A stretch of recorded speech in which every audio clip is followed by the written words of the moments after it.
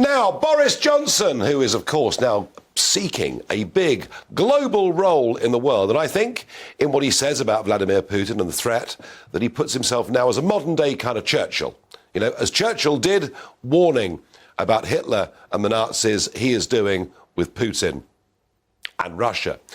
And he's been over in America. Now, he's pushing the line that we should allow Ukraine to join NATO pretty much immediately. He's pushing the line that we should send them whatever weapons they want, whatever the cost may be. He made the argument today there's no point having tanks and weapons on Salisbury Plain when they could be in Ukraine. He's also talking about Ukraine taking back all of the territory, which of course would include Crimea.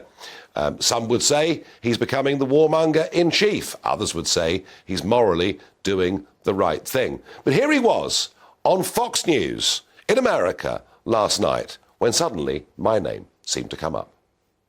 Said something in a British documentary about Putin, saying that you felt that he was threatening you at one of the conversations you had about I could fire a missile essentially to take you out. Yeah. The Russians pushed back on that characterization very hard.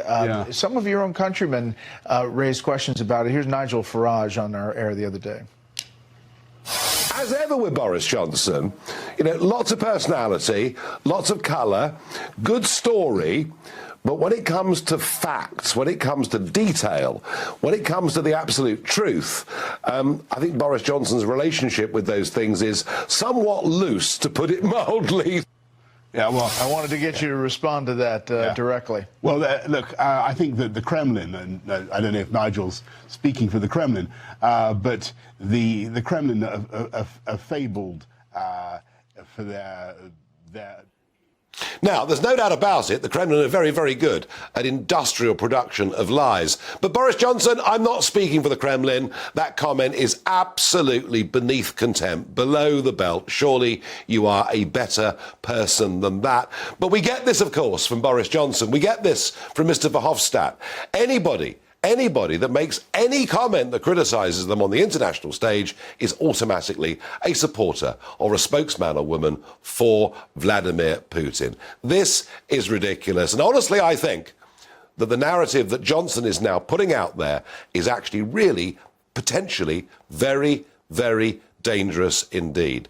None of us condone what Putin has done in Ukraine over the course of the last year. But there are many of us that think we've made some huge geopolitical mistakes in that region. And within 24 hours, you've got Johnson saying they must join NATO. You've got Verhofstadt saying they must join the EU. I suggest we all take a long, cold, hard think before getting ourselves more deeply embroiled in a war that'll be bigger, more vicious, have more cost and more casualties than anything we endured in 20 years in Afghanistan.